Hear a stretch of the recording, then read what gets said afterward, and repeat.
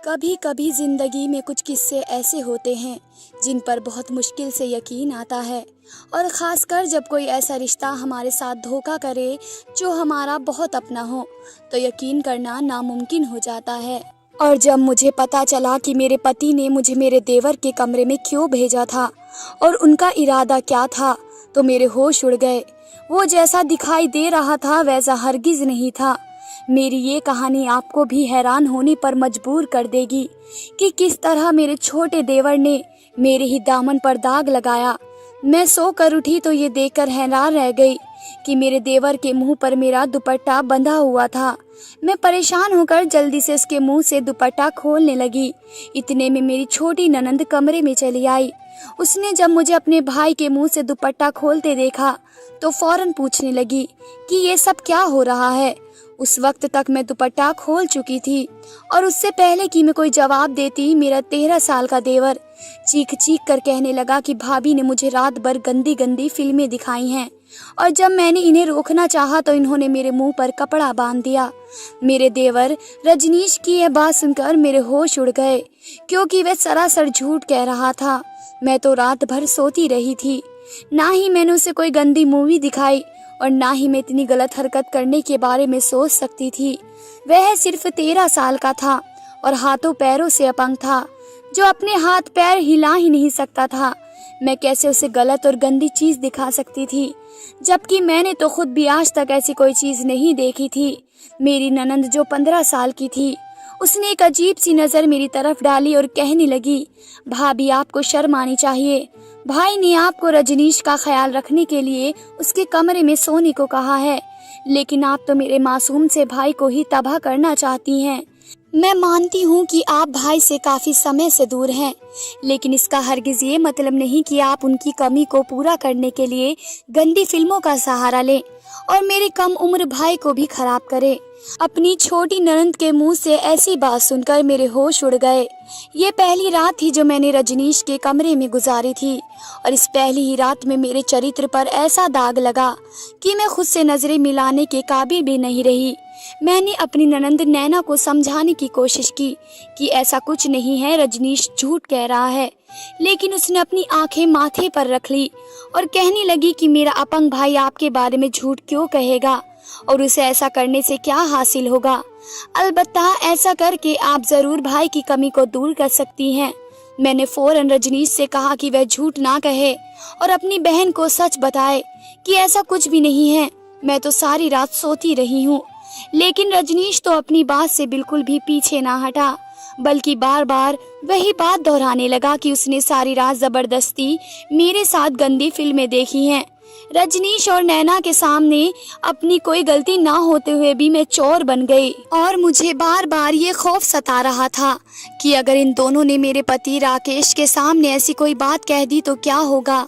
मेरा पति राकेश तो शादी के फौरन बाद ही परदेश चला गया और 6 महीने से परदेश में ही था। अगर उसका अपंग भाई या मासूम बहन उसके सामने मेरे चरित्र को लेकर ऐसी कोई बात कह दे तो यकीनन वे मुझसे ज्यादा अपने भाई बहन की बात पर एतबार करेंगे और इसी बात ने मेरी जान निकाल दी। मैं उन दोनों से मिन्नतें की कि वे इस बात को दोबारा अपनी जबान पर ना लाएं। मेरी कोई गलती नहीं है, मैंने कोई गुनाह नहीं किया। मेरी बात सुनकर रजनीश ने तो अपना मुंह फेर लिया, लेकिन नैना कहने लगी, आप बेफिक्र रहें, मैं इतनी पागल नहीं हूँ कि प्रदेश में बैठे अपने भाई को आपकी वजह से तकलीफ पहुँचाऊंगी। मेरा भाई तो ये सुनकर गैरत से अपनी जान ही ले लेगा। बेहतर ये है कि आप आइंदा याद करना। नैना की बात पर मेरी आंखों में आंसू आने लगे। उसे अभी भी मुझ पर यकीन नहीं था। अगर वे खामोश होने पर राजी थी तो सिर्फ इसलिए कि वह अपने भाई को तकलीफ नहीं देना चाहती थी, और जो तकलीफ मैं उस लम्हे बर्दाश्त कर रही थी उसका एहसास करने वाला कोई नहीं था। नैना पांव पीट कर कमरे से निकल गई। मैंने एक नज़र रजनीश पर डाली, जो दोबारा आंखें बंद करके लेट गया। मुझे उस पर बहुत गुस्सा आ रहा था, बल्कि यूं कहूँ तो गलत ना होगा कि उस पल मुझे उस मासूम बच्चे से नफरत का एहसास हो रहा था, जिसने पल भर में मुझे मेरी नजरों में ही गिरा दिया। मैं रूम को सही तरह से करके देवर के कमरे से बाहर निकल आई। नैना अपने कमरे में चली गई थी और मेरी बीमार सांस अपने बिस्तर पर पड़ी हुई थी। शुक्र था कि नैना ने उसकी सांस से ऐसी कोई बात नहीं की थी। मैं तेजी से घर के काम कर रही थी, लेकिन साथ ही साथ सोच रही थी कि रजनीश ने इतना बड़ा झूठ क्यों कहा। एक 13 साल के बच्चे को इतना बड़ा झूठ कहने की क्या जरूरत थी, और वह बच्चा जो अपने हाथ पैर भी नहीं हिला सकता, उसके मुंह पर दुपट्टा कैसे बंधा हुआ था, जबकि कमरे में मेरे अलावा वहां और कोई नहीं था। एक अजीब पहेली थी जो मैं सुलझा नहीं सकी। सारा दिन यूं ही गुजर गया था। मैं अजीब सी हालत में थी। आधी रात हुई तो मुझे अपने पति के आदेश के मुताबिक दोबारा रजनीश के कमरे में सोने के लिए जाना था, लेकिन मुझे तो महसूस हो रहा था अगर वह दोबारा मुझ पर कोई इल्ज़ाम लगा देता तो मैं क्या करती। फिर मैंने सोचा कि शायद बच्चा है, कोई ख्वाब देखा होगा और उसे लगा होगा ये सब मैंने किया है। यही सोचकर मैं दोबारा उसके कमरे में सोने के लिए लेट गई। दरअसल उसकी काफ़ी दिनों से तबीयत बहुत ज़्यादा ख़राब रही थी, और मेरी सास ने ये बात जब मेरे पति राकेश को बताई तो वे बहुत ज़्यादा परेशान हो गए थे। मेरी सास खुद बहुत ज़्यादा बीमार थी और वो एक 13 साल के मासूम बच्चे की देखभाल नहीं कर सकती थी। ननंद 15 साल की थी और उसकी भी परीक्षा हो रही थी। इसलिए मेरे पति ने मुझे ये हुक्म दिया कि मैं हर रात उसके छोटे भाई के साथ सो जाऊं। मुझे ये काम बिल्कुल भी मुश्किल नहीं लगा। हाँ, वैसे भी मुझे अकेले नींद नहीं आती थी। मैंने सोचा कि अच्छा है, मैं रजनीश की देखभाल कर लूंगी और इस तरह मुझे भी अकेले कमरे में नहीं सोना पड़ेगा। लेकिन मुझे क्या मालूम था कि जिसे मैं 13 साल का एक मासूम बच्चा समझ रही थी, वही मेरे चरित्र को दुनिया की नजर में दाग दाग कर देगा। अगली सुबह भी ऐसा ही हुआ। रजनीश के मुंह पर मेरा दुपट्टा बंधा हुआ था और जब मैं सोकर उठी तो वह अजीब अजीब सी आवाजें निकालने की कोशिश कर रहा था। उसकी इन आवाजों की वजह से मेरी बीमार सास कमरे में चली आई और उसके मुंह पर मेरा दुपट्टा देखकर उसकी जान निकल गई। मेरी सास गुस्से में मुझसे पूछने लगी, बहू ये सब क्या है? मेरे बेटे के मुंह पर दुपट्टा क्यों बांधा है? मैं पूरी तरह घबरा गई और मैंने कहा कि मैंने तो ये दुपट्टा नहीं बांधा, मैं तो सो रही थी और अभी रजनीश की आवाज पर उठी हूँ। मेरी सास ने घूर कर मुझे देखा और बोली कि मेरा बेटा हाथ और पैरों से अपंग है और अपने मुंह पर खुद दुपट्टा नहीं बांध सकता। नैना रात भर मेरे साथ मेरे कमरे में थी, तो इस घर में तुम्हारे अलावा और कौन बाकी बचा है? तुम्हारे पति ने तुम पर मेरे मासूम बच्चे की जिम्मेदारी क्या डाल दी? तुम तो अपना असली चेहरा दिखाने पर आ गई हो। अगर तुमसे मेरे बच्चे की देखभाल नहीं होती तो साफ मना कर दो, लेकिन ऐसी घटिया हरकतें ना करो। यह कहकर जैसे ही मेरी सास ने मेरे देवर के मुंह से दुपट्टा खोला तो रजनीश चीख कर कहने लगा, मम्मी, भाभी रात भर मुझे गंदी गंदी फिल्में दिखाती हैं। वे चाहती हैं कि मैं उनके साथ गलत काम करूं। अपनी सास के आगे रजनीश के मुंह से ऐसी बात सुनकर मेरे कदमों तले जमीन निकल गई और मैंने रजनीश के आगे हाथ जोड़ दिए और उससे कहा कि कुछ तो भगवान का खौफ करो। मैं तुम्हारी भाभी हूँ, तुम्हारे भाई की इज्जत हूँ। मैं क्यों तुम्हारे साथ कुछ गलत करना चाहूंगी? और मैंने तो कभी खुद भी ऐसी कोई गंदी चीज नहीं देखी, तो तुम्हें कैसे दिखा सकती हूँ? तुम तो मेरे लिए छोटे भाइयों की तरह हो। मेरी सास तो अपने बेटे की हर बात पर यकीन कर बैठी थी। उन्होंने मुझे बहुत ही बुरा भला कहा और कहने लगी कि 6 महीने अपनी पति की जुदाई बर्दाश्त नहीं हुई तो अपने छोटे से देवर पर ही गंदी नजर डालने लगी हो। तुम बहुत ही नीच और चरित्रहीन हो। मैंने तो पहले ही अपने बेटे से कहा था कि किस खानदान से लड़की ब्याह कर ला रहे हो, लेकिन उसकी आंखों पर मोहब्बत की पट्टी बंधी थी। अगर वे तुम्हारा ये गंदा रूप देखेगा तो उसकी आंखों से भी मोहब्बत की पट्टी उतर जाएगी। मैंने रोते हुए अपनी सास से कहा कि मेरा यकीन करे, रजनीश झूठ कह रहा है। मैं तो ऐसा सोच भी नहीं सकती, लेकिन मेरी सास को कहा मेरी बात पर यकीन आना था। मेरे पति ने मुझसे अपनी मोहब्बत की शादी की थी और ये बात पहले ही मेरी ससुराल वालों की नज़र में बहुत चुभती थी, और अब तो रही सही कसर रजनीश के झूठ ने पूरी कर दी। मैं सबकी नज़रों में गिर चुकी थी। नैना ने तो फिर भी राकेश से ये बात छुपा ली थी, लेकिन मुझे यकीन था कि मेरी सास कभी राकेश से ये बात नहीं छुपाएंगी, बल्कि बढ़ा चढ़ा कर उसके आगे बताएंगी। मैंने अपना सर पकड़ लिया। मैं तो हमदर्दी और मोहब्बत के नाते अपने देवर की सेवा के लिए इस कमरे में चली आई थी, लेकिन मुझे क्या पता था कि यहाँ आकर मेरी किस्मत के दरवाजे ही बंद हो जाएंगे। मेरी सास कमरे से निकल कर जा चुकी थी। मैंने रजनीश की आंखों में देखा जहाँ अजीब सी बेचैनी थी। लेकिन बातों से तो वह बिल्कुल ऐसा लग रहा था जैसे वो जो कुछ कह रहा हो वह सच हो। मैंने नफरत से रजनीश पर एक नज़र डाली और कमरे से बाहर चली आई। मेरा सारा वक्त रोते हुए ही गुजर गया।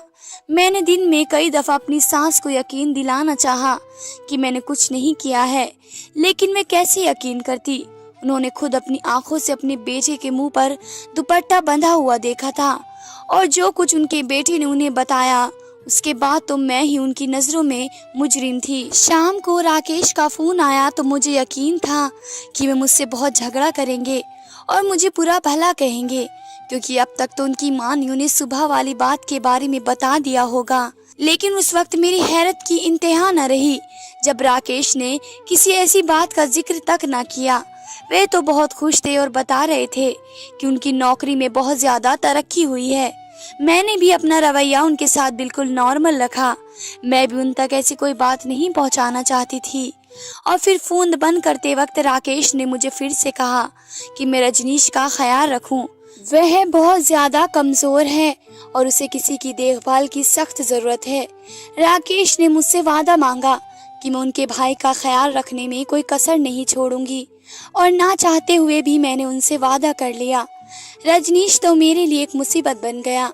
उसके पास उसके कमरे में जाकर सोना अब मेरे लिए मुमकिन नहीं था, लेकिन अपने पति से जो वादा मैंने किया था मुझे उसे निभाना था।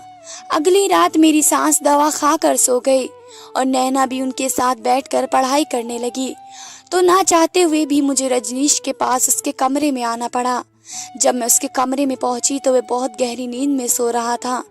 मैंने सुकून का सांस लिया और खामोशी से सोफे पर लेट गई। लेकिन आज ना ही मुझे नींद आ रही थी और ना ही मेरा सोने का कोई इरादा था, बल्कि मैंने ठान लिया था कि आज मैं सोने की एक्टिंग करूंगी और जानकर रहूंगी कि रात भर आखिर इस कमरे में होता क्या है। और फिर जो कुछ मैंने देखा, मेरे सर पर तो आसमान टूट पड़ा। मेरा नाम मानसी है और मेरी शादी को 6 महीने हो गए। मेरी शादी राकेश से हुई, जो शादी करते ही मुझे अपने घर वालों के पास छोड़कर फौरन परदेश चले गए थे। राकेश और मेरी पसंद की शादी थी और इस शादी पर उनके घर वाले कुछ खास खुश नहीं थे, क्योंकि मैं एक बहुत ही गरीब खानदान से संबंध रखती थी और अपने घर का गुजारा चलाने के लिए मुझे नौकरी करनी पड़ती थी। राकेश से मेरी मुलाकात उसी होटल में हुई जिस होटल में मैं वेटर की नौकरी करती थी। राकेश वहां अपने दोस्तों के साथ खाना खाने आते थे।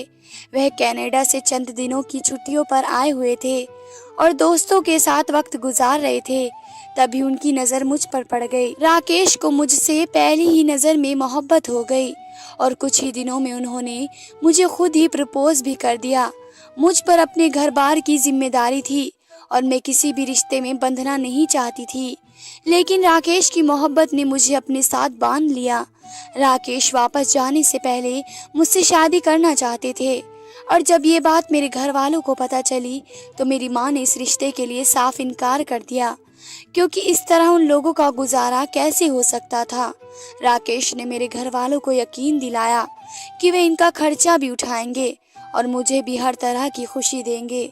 मेरी माँ एक गरीब औरत थी, उसे मुझसे कहीं ज्यादा पैसों की जरूरत थी, इसलिए फौरन राजी हो गई। राकेश 4 लोगों की मौजूदगी में मुझे अपने साथ विदा करवा कर ले गए और शादी के बाद 10 दिन उन्होंने मेरे साथ बहुत ही खूबसूरत तरीके से गुजारे। मेरे ससुराल वाले इस शादी पर राजी नहीं थे, लेकिन उन्होंने खुलकर ऐसी कोई बात भी नहीं की थी कि जिससे मुझे परेशानी होती। राकेश का छोटा भाई रजनीश हाथ पैरों से अपंग था और अपने कमरे में रहता था। राकेश इससे बहुत मोहब्बत करते थे और जल्द से जल्द इसका इलाज करवाने की ख्वाहिश रखते थे। राकेश ने मुझे कहा था कि वे रजनीश का इलाज करवा कर और नैना की शादी करके हमेशा के लिए वापस वतन लौट आएंगे, और मैंने भी उनके वादे का सहारे अपनी जिंदगी गुजारना शुरू कर दी। सब कुछ ठीक चल रहा था। राकेश रोजाना मुझे फोन भी करते और उनके घर वालों का रवैया भी ठीक था, लेकिन पिछले कुछ दिनों से रजनीश की तबीयत कुछ खराब सी थी और राकेश को इसी बात की फिक्र सता रही थी। राकेश ने मुझे कहा कि मैं उनके भाई के साथ रात को सो जाया करूं। क्योंकि उसकी माँ इस काबिल नहीं रही थी कि वह अब बीमार बेटे की देखभाल कर सके। रजनीश तो खुद से पानी का गिलास भी नहीं उठा सकता था। मेरे पति ने बहुत प्यार से मुझसे ये बात कही थी, मैं उन्हें कैसे इनकार कर सकती थी। और फिर रजनीश तो मेरे छोटे भाइयों जैसा था, इसलिए मैं फौरन राजी हो गई। लेकिन यही शायद मेरी जिंदगी की सबसे बड़ी गलती थी। मैं मुश्किल से 4-5 दिन ही रजनीश के कमरे में सोई थी और मेरे दामन में ऐसे कांटे पड़े थे कि मेरे लिए उनसे बचना मुश्किल हो गया था। जिस रात सच जानने के लिए मैंने सोने का नाटक किया, उस रात मेरे होश उड़ गए। जिसे मैं 13 साल का बच्चा समझ रही थी, वह हरगिज 13 साल का बच्चा नहीं था। रजनीश को प्रदेश में रहते हुए कई साल हो चुके थे और इसी वजह से शायद वे अपने भाई की सही उम्र से अनजान थे। रजनीश दरअसल एक 16 साल का लड़का था जो ना की बीमार था और ना ही उसके हाथ पैरों में कोई मसला था। इस रात जैसे ही मैंने आंखें बंद करके सोने के लिए लेटी तो रजनीश अपने बिस्तर से उठकर मेरे पास आया और मेरे ऊपर से दुपट्टा खींच लिया। मेरे चेहरे पर बिखरे बालों को अपने हाथों से पीछे करते हुए मुझ पर झुका और मेरे वजूद को आर पार होती नजरों से देखने लगा। रजनीश को अपने इतने करीब पाकर तो मेरे होश गुम होने लगे और जिस बात ने मुझे बहुत ज्यादा हैरान किया वह रजनीश का अपने पैरों पर खड़े होना और अपने हाथों से मेरे वजूद से दुपट्टा अलग करना। उसके बाद रजनीश आहिस्ता से कमरे से बाहर निकल गया और जब वापस लौटा तो वह मेरे पति के कपड़े पहने हुए खुद को आईने में देख रहा था और गुनगुना भी रहा था। और फिर मेरे करीब आकर आहिस्ता से कहने लगा, तुम्हारी वजह से मेरी जिंदगी मुश्किल हो गई है, इसलिए अब जब तक मैं तुम्हें इस घर से बाहर ना निकलवा देता सुकून से नहीं रहूंगा। पहले मेरा भाई मेरे इलाज के नाम पर और मेरे खर्चे के नाम पर ढेर सारे पैसे भेजता, जिससे मैं खूब अय्याशियां करता था, अपने दोस्तों के साथ पार्टी करता था। लेकिन जब से उसने तुमसे शादी की है वह हर महीने मेरे खर्चे के पैसे भी तुम्हें भेज दिया करता है और तुम एक एक रुपया देखभाल कर खर्च करती हो। और अब तो तुम हर रात मेरे सर पर मुसल्लत हो गई हो। मैं अपने दोस्तों के साथ बाहर भी नहीं जा पाता। मैंने अपंगता का ड्रामा सिर्फ इसलिए किया था कि हर चीज से जान छुड़ा सकूं और सुकून और अय्याशी की जिंदगी जी सकूं। लेकिन जब से तुम भाई की जिंदगी में शामिल हुई हो मेरी जिंदगी मुसीबत बन गई है। एक दफा मैं तुम्हें भाई की जिंदगी से बाहर निकाल दूं, फिर मेरी जिंदगी पहले की तरह बाहर बन जाएगी। जब हर रात मैं तुम पर इल्जाम लगाऊंगा तो एक न एक दिन मेरी ये बात अपने बड़े बेटे को सुना ही देंगी और मेरा बेवकूफ भाई जो मेरी हर बात पर आंखें बंद करके यकीन करता है वे तुम्हें खुद इस घर से बाहर निकाल देगा। फिर सारा खर्चा वापस नैना के साथ आ जाएगा और मैं नैना से पैसे लेकर अपनी अय्याशियां पूरी करूंगा और नैना भी सुकून से अपनी जिंदगी गुजारेगी। जब से तुम आई हो उसे भी पढ़ाई का ढोंग रचाना पड़ता है। ना ही नैना को पढ़ाई में कोई दिलचस्पी है और ना ही मैं अपंग हूँ।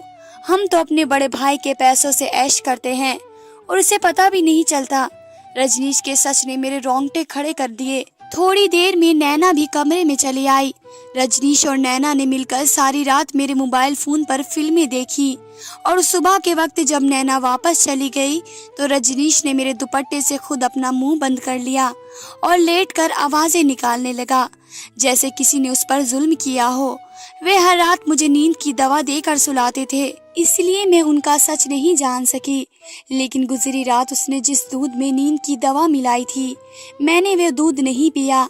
मैं सोच भी नहीं सकती थी कि मेरा पति अपने जिस भाई पर जान छिड़कता है उसका वही भाई उसे इतना बड़ा धोखा दे रहा है और अपनी अय्याशी के लिए वह अपंगता का बहाना बनाकर घर तक बर्बाद करने पर तुल गया है। अगली सुबह फिर मेरे चरित्र पर इल्जाम लग चुका था, लेकिन इस बार मैं खामोश रहने वाली नहीं थी। मैंने ना सिर्फ अपनी सास को सब कुछ सच सच बता दिया बल्कि उनके सामने ही राकेश को खुद फोन मिलाकर सारी हकीकत से आगाह कर दिया।